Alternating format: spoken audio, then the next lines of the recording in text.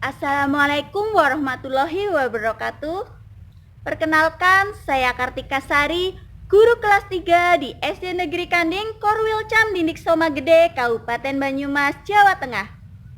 Saat ini saya ingin menceritakan sebuah dongeng cerita rakyat Nusantara yang berjudul Nyi Roro Kidul Ratu Pantai Selatan. Cerita ini berasal dari Pulau Jawa, tepatnya dari suku Sunda, Provinsi Jawa Barat. Simak baik-baik cerita ini ya. Pada zaman dahulu, ada sebuah kerajaan bernama Pakuan Pajajaran atau Sunda Pajajaran yang dipimpin oleh seorang raja bernama Raja Mundingwangi.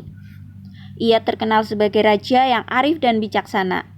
Rakyat di bawah kekuasaannya sangat bahagia dan menghormati sang raja karena kepemimpinannya membuat hidup para rakyat sejahtera.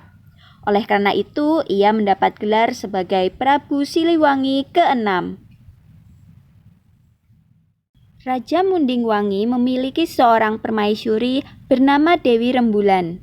Dari permaisurinya memiliki seorang anak perempuan bernama Kandita atau Kadita.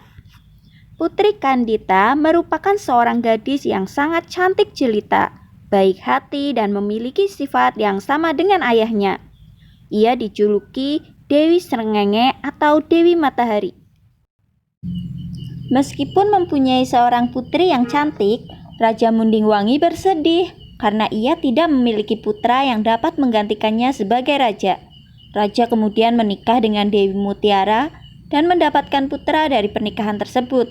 Dewi Mutiara ingin putranya dapat menjadi raja tanpa ada rintangan di kemudian hari, sehingga ia berusaha menyingkirkan Kandita. Dewi Mutiara menghadap raja dan memintanya untuk menyuruh Kandita pergi dari istana. Raja berkata, "Aku tidak akan membiarkan siapapun yang ingin bertindak kasar pada putriku." Mendengar jawaban itu, Dewi Mutiara tersenyum dan berkata manis sampai raja tidak marah lagi kepadanya. Keesokan harinya, sebelum matahari terbit, Dewi Mutiara mengutus pembantunya untuk memanggil seorang tukang tenung atau penyihir. Dia menyuruh penyihir atau sang dukun tersebut untuk meneluh Kandita serta permaisuri. Malam harinya, tubuh Kandita dan ibundanya gatal-gatal dipenuhi kudis, berbau busuk, dan penuh bisul. Penyakit putri Kandita dan ibundanya bertambah parah. Tubuh mereka semakin lemah karena tidak dapat mencerna makanan dan minuman. Putri Kandita yang masih muda dapat bertahan menghadapi penyakit yang dideritanya. Namun sang permaisuri yang sudah tua ternyata tidak dapat bertahan hingga akhirnya menghembuskan nafas terakhir.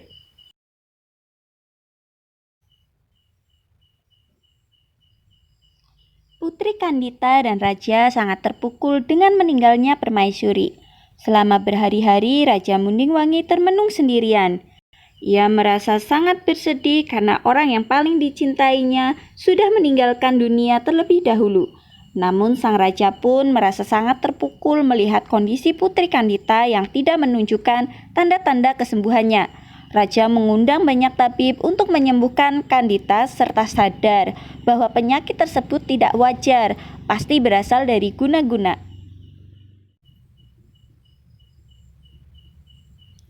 Dewi Mutiara memaksa raja mengusir putrinya karena dianggap akan mendatangkan kesialan bagi seluruh negeri.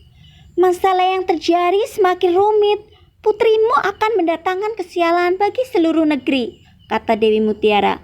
Karena raja tidak menginginkan putrinya menjadi gunjingan di seluruh negeri, ia terpaksa menyetujui usul Dewi Mutiara untuk mengirim putrinya keluar dari negeri mereka.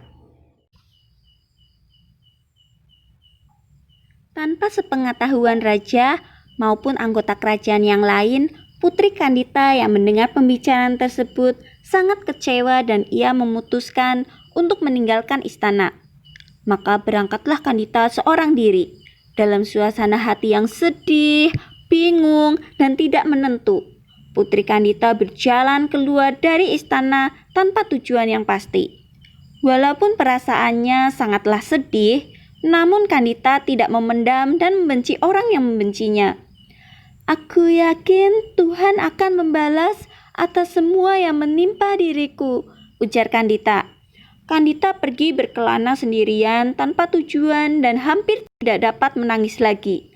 Ia tidak dendam kepada ibu tirinya, melainkan meminta agar Sang Hyang Kresa mendampinginya dalam menanggung penderitaan. Selama berhari-hari, sekitar hampir 7 hari dan 7 malam, ia berjalan tanpa arah, hingga akhirnya tiba di pesisir pantai selatan Pulau Jawa yang memiliki banyak batu karang dan ombak besar. Di salah satu batu karang itu dia kemudian beristirahat hingga akhirnya tertidur karena kelelahan. Dalam tidurnya, Putri Kandita bermimpi mendengar sebuah suara goib yang menyuruhnya menceburkan diri ke laut agar penyakitnya sembuh dan sehat seperti sedia kala. "Ceburkanlah dirimu ke dalam laut, Putri Kandita. Jika kamu ingin sembuh dari penyakitmu, kulitmu akan mulus seperti sedia kala." Putri Kandita pun terbangun dari tidurnya. Ia lalu merenung meresapi kata-kata goib tersebut karena ragu apakah suara itu merupakan sebuah wangsit atau hanya orang iseng yang membisiki saat dia tertidur. Tetapi setelah melihat sekeliling, sejauh mata memandang, yang ada hanyalah hamparan pasir putih beserta ombak bergulung-gulung di sekitarnya.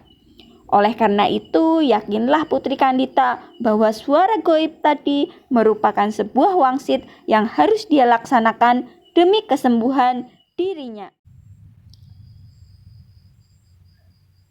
Meyakini bahwa suara itu sebuah wangsit, Putri Kandita segera melakukan yang diperintahkan.